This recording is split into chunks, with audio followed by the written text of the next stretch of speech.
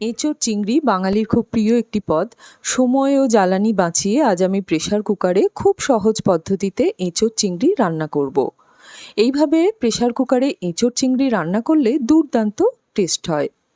এখানে আমি এঁচোড় নিয়েছি 400 গ্রাম। এঁচোড়টাকে কেটে পরিষ্কার করে নিয়েছি। এর সঙ্গে আমি মাঝারি সাইজের একটা আলু নিয়েছি। এঁচোড় চিংড়ি রান্না করার জন্য এখানে আমি ছোট চিংড়ি মাছ নিয়েছি। মাছ কেটে ধুয়ে পরিষ্কার করে নিয়েছি। নুন হলুদ মাখিয়ে চিংড়ি মাছটাকে সাইডে রেখে দেব।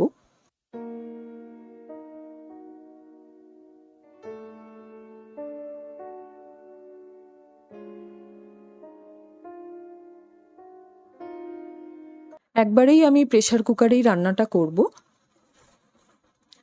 প্রথমে কুকারটা ভালো করে গরম করে নিয়ে পরিমাণ মতো সর্ষের তেল দিয়ে দিচ্ছি।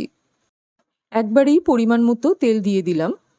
গরম মশলা একটু থেঁতো করে তেল গরম হলে তেলের মধ্যে দিয়ে দিচ্ছি একটা এলাচ, এক টুকরো দারচিনি আর দুটো লবঙ্গ, একটা তেজপাতা দিয়ে দিচ্ছি।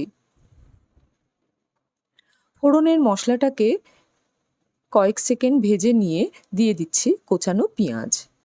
মাঝারি সাইজের 3টে পেঁয়াজ মিহি করে কুচিয়ে নিয়েছি।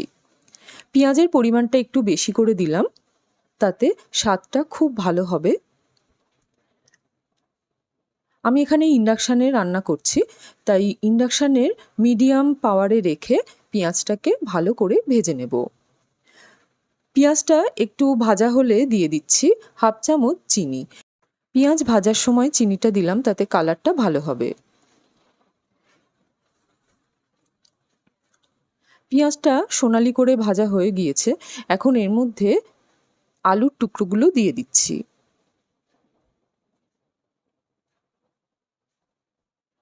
এঁচোড় দিয়ে দিচ্ছি।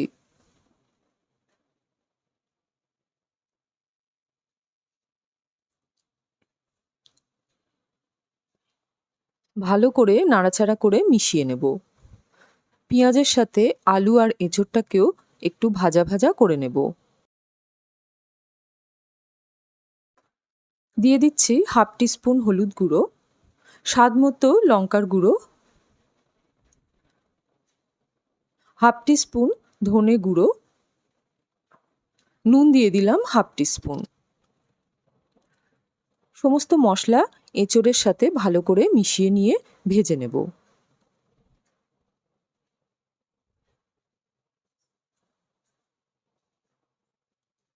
আদা রসুন বাটা দিয়ে দিচ্ছি 2 চা চামচ। আদা রসুনটাকে এঁচোড়ের সাথে মিশিয়ে নিয়ে কষিয়ে নেব যতক্ষণ না আদা রসুনের কাঁচা গন্ধটা চলে যায়।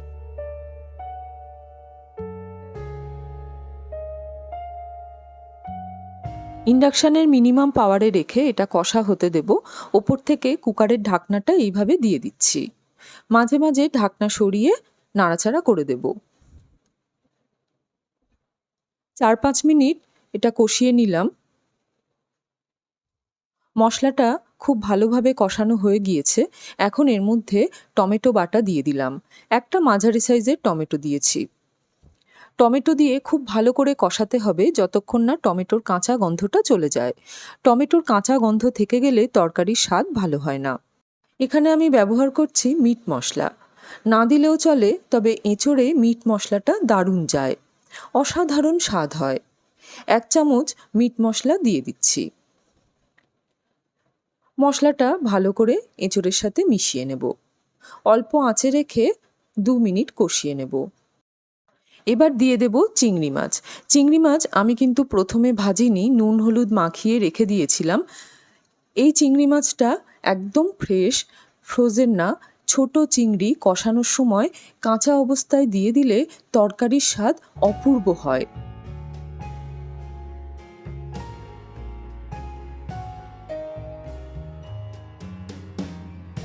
চিংড়ি মাছটা দিয়ে এঁচোড়টাকে আরও 2-3 মিনিট আমি কষিয়ে নিয়ে পরিমাণ মতো জল দিয়ে দিচ্ছি। এটা একটু রসা রসা করব, সেই হিসেবে জল দিয়ে দিচ্ছি। বেশ কিছু সময় ধরে আমি কষিয়ে নিয়েছি, তাই এটা তাড়াতাড়ি সেদ্ধ হয়ে যাবে। জল দিয়ে এঁচোড়টাকে ভালো করে মিশিয়ে নিলাম। জলটা এঁচোড়ের গায়ে গায়ে থাকবে এমন জল দিয়েছি। প্রথমে অল্প নুন দিয়েছিলাম, এখন বাকি নুনটা দিয়ে দিলাম। যদি কেউ মনে করে এঁচোড় চিংড়িটা আরেকটু শুকনো শুকনো করবে, তাহলে জলের পরিমাণটা আরেকটু কম দিলেও হয়ে যাবে। কুকারের ঢাকনাটা লাগিয়ে ইন্ডাকশানের পাওয়ারটা মিডিয়ামের থেকে একটু হাইতে রেখে একটা হুইসেল পড়ার অপেক্ষা করব। একটা সিটিতেই এঁচোড় খুব সুন্দর সেদ্ধ হয়ে যাবে। হুইসেল পড়ে গেলে ইন্ডাকশানটা অফ করে দিলাম। এখন কুকারটা ঠান্ডা হওয়ার সময় দেব। ভেপারটা শেষ হয়ে গেলে নিজে থেকেই যখন কুকারের ঢাকনাটা খুলে যাবে তখন খুলে দিলাম। এঁচোড় একদম পারফেক্ট সেদ্ধ হয়ে গিয়েছে আর জলের মাপটাও ঠিক আছে। এখন এর মধ্যে দিয়ে দিচ্ছি 1 চামচ ঘি,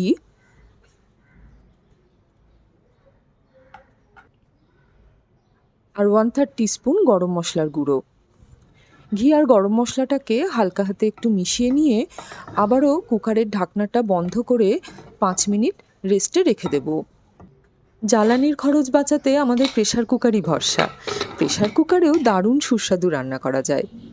এই এঁচোড় চিংড়ি প্রেশার কুকারে এইভাবে রান্না করলে অপূর্ব স্বাদ হয়।